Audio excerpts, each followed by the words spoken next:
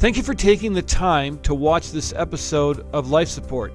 If you enjoy the content, we would ask that you like it, hit subscribe, and share it with your friends. It is so good to have you on Life Support. What we do in this program is we tell stories about what God has done in people's lives. Some of the stories are difficult, but we always end up at the same place, and that is that Jesus redeems and that he gets all the glory. And so we hope that you're lifted up today and that you can find hope in your own life by what you hear us talk about. And we have a very special guest with us today.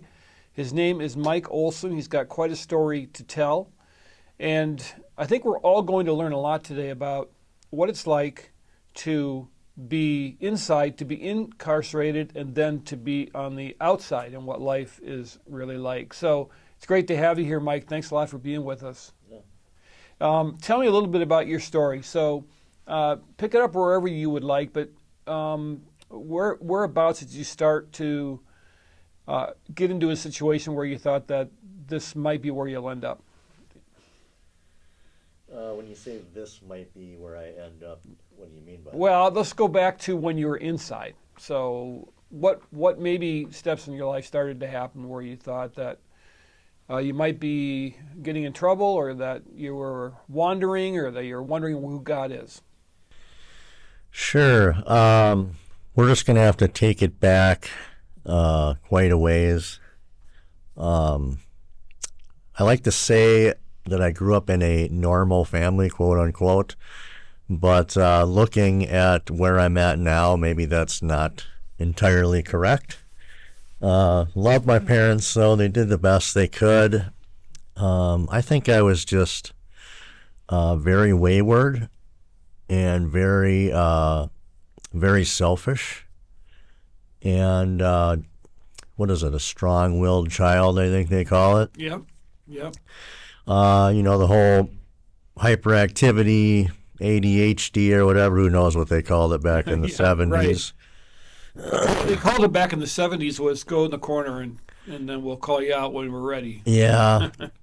So, I always kind of did whatever I wanted to, and never really thought about the repercussions. Mm-hmm. And fast forward to now, and, a great message to those who are in their teenage years or young adult years. Right. It's one thing to come to realize the damage that you're doing to those around you, and then it's a whole nother level to understand the damage that you're doing to your future self. Mm-hmm. I'm going to be 51 here March 5th, and I have to work on things within myself that is just astounding to me sometimes. Like, right, I'm working on this now. Yeah, right, yeah. Well, when you're a teenager, it's so hard to look into the future because everything is now. Yes. I need this now. And, your parents or whoever can say, well, but that decision is going to lead you here. Or look, you got to think about, or even like put your money away so later on. And for a teenager, a lot of time that just goes right over their heads. Yeah. About 14 years old is the first time that I was incarcerated. And it was a status level style detention center that you would earn status by your behavior. And by rights, the program was about 3.5 to 4 months long. About 9 months in, my parole officer said, this is the highest level that you've ever been, and if we don't get you out of here, you're never going to get out of here. And I ended up doing another 6 months in a, halfway house. And, my behavior didn't change. The incarceration really didn't have any effect on me. And maybe even helped solidify this identity that I was carrying. Mm-hmm. So I think I was out about maybe 6 to 9 months before they called me back into the courtroom and just said, "Hey, we've decided this probationary thing isn't working for you, so we're just going to send you back because you're out of control." By the time I was released from juvenile detention that time, it was after I graduated high school. So I was already 18, graduating high school, and they basically gave me the boot. And they cleaned the slate, as they say, as I'm an adult now. So by that time, I had 9 felonies on my juvenile record. 7 of them I had gotten in one crime spree night. And my mom was like, "Hey, you can't come back and live with me. I can't handle you. Right. You're a detriment to this family." It was years later that my mom had told me that her and my stepdad, who raised me, had been considering getting a divorce, not to separate, but to protect the family's assets from anything that I might do. And my mom said, "Hey, you're going to go live with your natural father down here in the Twin Cities area. Good luck." How did that make you feel? That's hard to hear. Yeah. It struck me then as a betrayal. It strikes me now as, reality. Yeah. I was so out of control that they were afraid of what I might do, and they were afraid for the family. Yeah. And most people think that when you're in a juvenile place, you're supposed to be rehabbed. And most people would assume that they're trying to rehab you. But from what you're saying, you didn't really change your whole time there. Was that you, or was that the system that failed in that process? The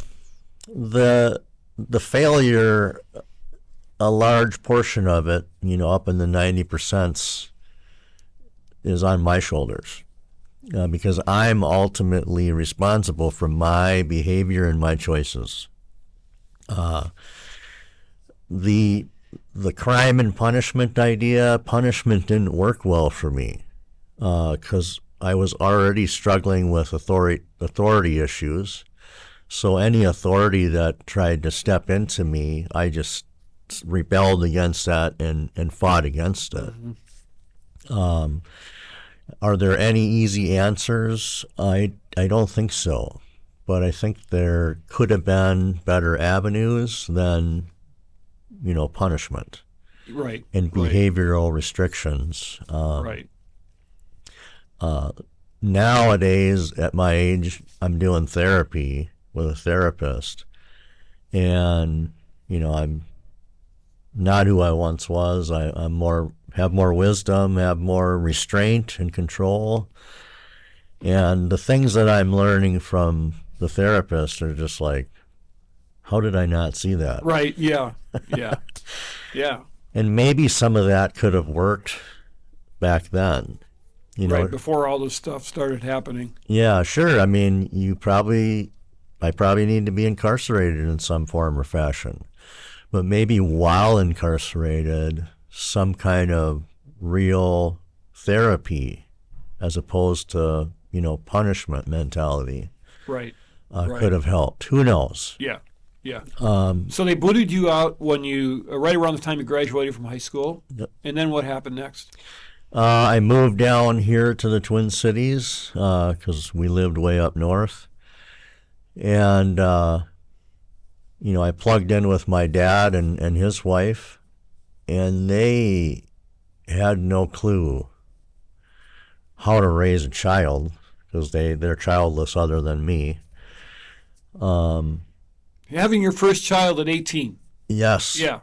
An 18-year-old child who has just come out of incarceration. Right. Right.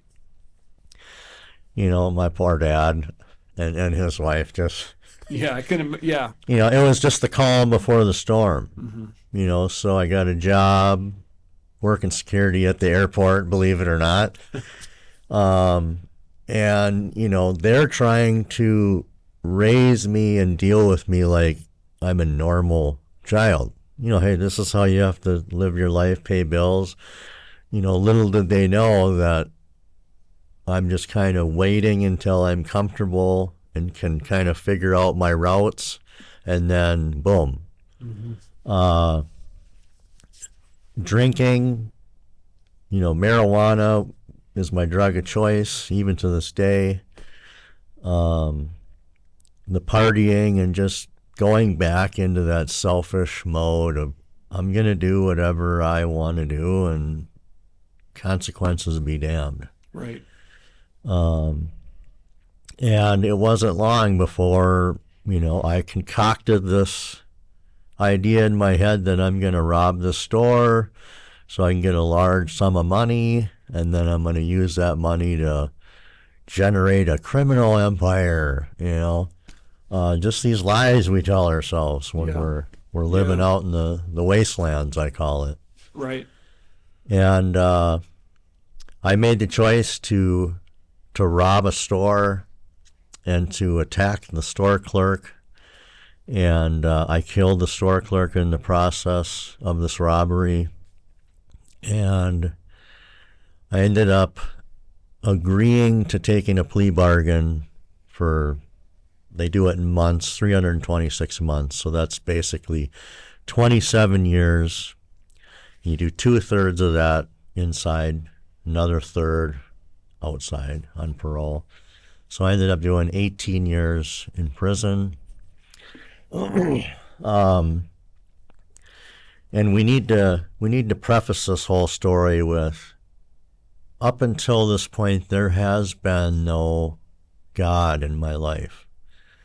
And if anything, in my wild life of worshiping bands like Motley Crue and Guns N' Roses and Iron Maiden, I'm probably more of a devil worshiper than anything. Right. Right. And how does it feel when you're in the courtroom and the sentence is given to you and you have no more recourse, like that's going to be your next 20 years?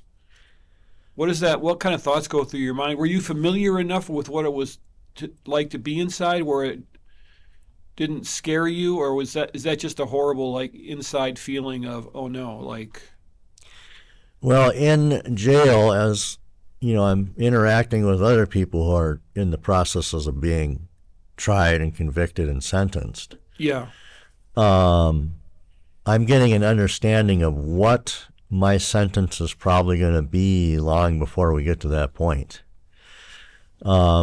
They had charged me with multiple counts of second-degree murder, aggravated robbery, first-degree assault,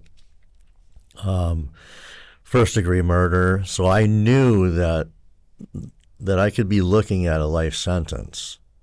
That's the option. And I also knew that they had me dead to rights. Mm-hmm. They had evidence that was undeniable. So I was going to prison. There was no ifs, ands, or buts. And I remember a lawyer telling me, right before you go to trial is the best deal they're going to give you. And that best deal turned out to be, you plead guilty to second-degree murder with intent for this 326 months, which was guidelines at the time for somebody with one felony point. And I thought it was a little bit of a raw deal at the time that they knew about my juvenile record. Even though they couldn't use it against me, they still based that deal off of one felony point. So they just said, hey, you're not getting the 15 years, you're going to do the 18. And, it's splitting hairs at that point. Yeah, yeah. But the thought in my head was, wow, I'm going to do in prison basically as long as I've lived up to this point. And I'll be 38 when I get out. I guess I can do that. Mm-hmm. When it comes to the fear, yeah, there is fear and apprehension. Like, what is this going to look like when I go in there? Jail is a little scary too, but who I was and the life I was living, that had to be internalized. It couldn't be something that was outside, an outer appearance. And entering into prison, my thought process was, I am not going to live my life for the next 20 years washing somebody's clothes or doing somebody's dishes or what have you, no matter what that looked like, no matter how scared I am inside.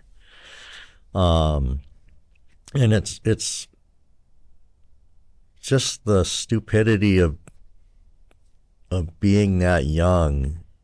Like, as I was standing in the prison block getting issued my bedding and assigned my cell, like I'm hearing, a theme song in my head, like Guns N' Roses, Welcome to the Jungle.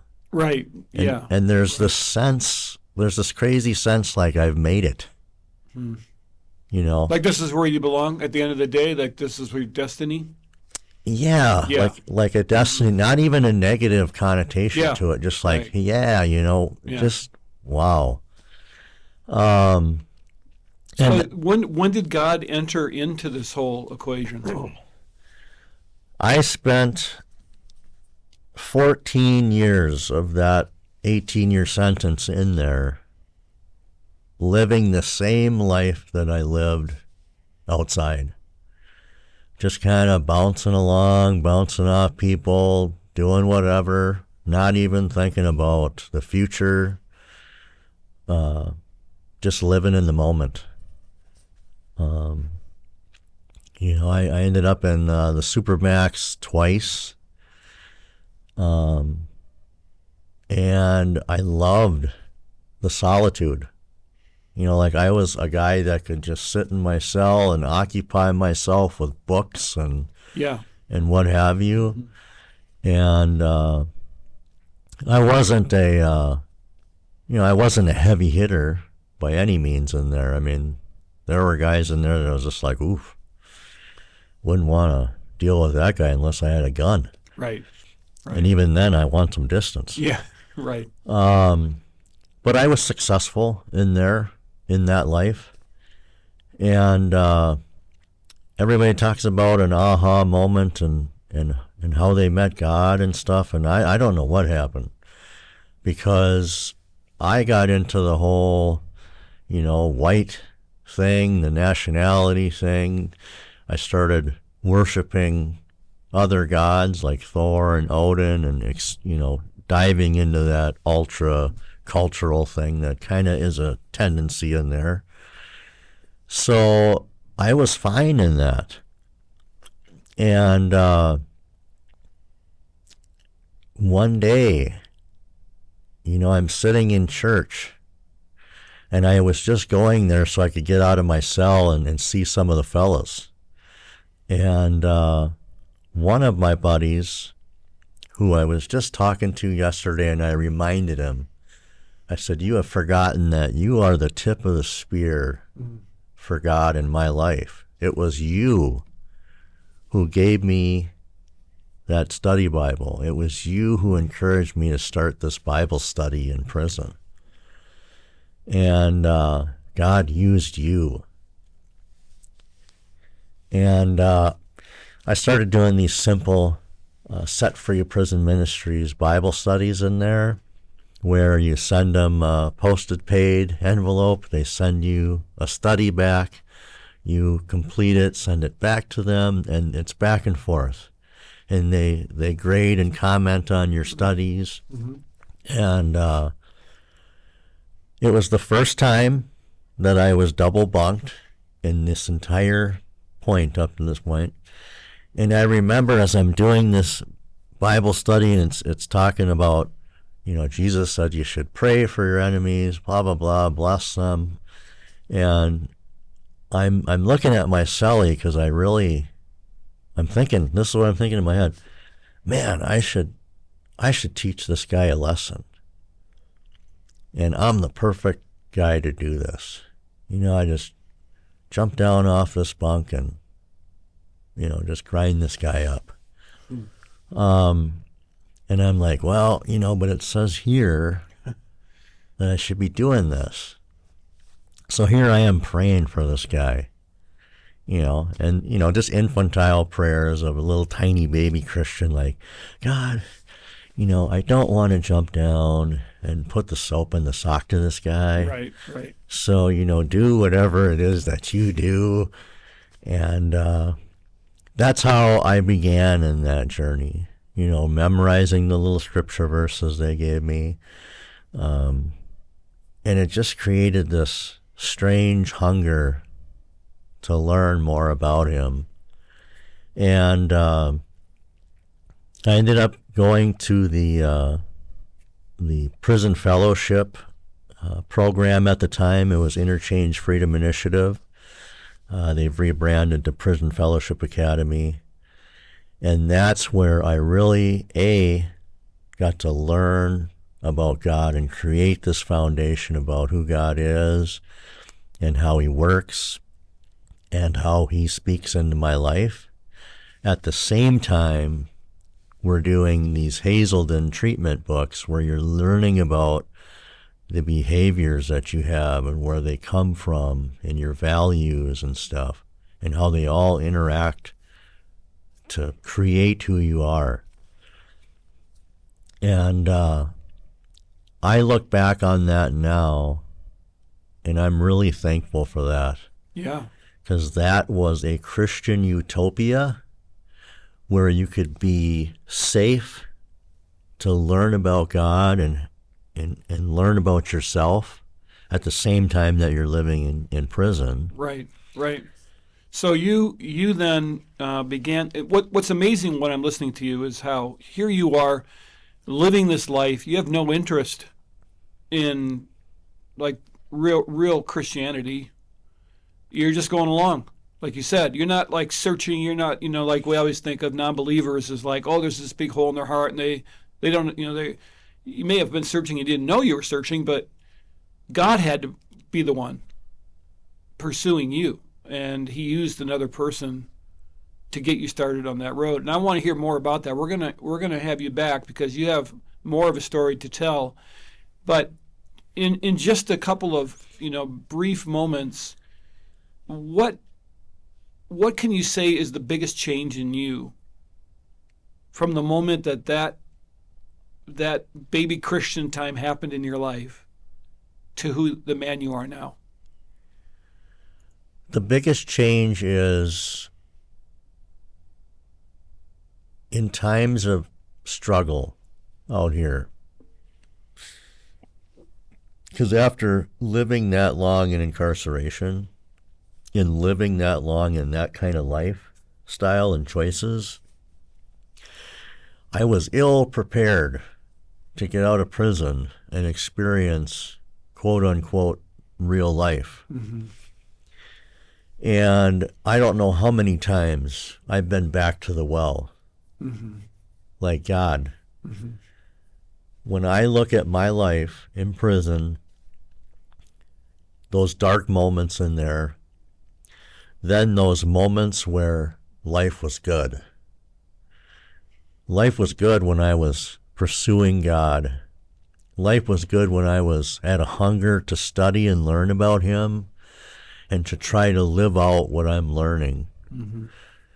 And when I'm out here in the real world and the pressure of bills, the pressure of, the job, supervising other people, learning how to communicate correctly with people. Not, hey, if you don't do what I say, I'm going to sock you in the eye. Right. That doesn't work out That doesn't here. work real well, yeah. No, so now you have to learn all these communication skills, Yeah.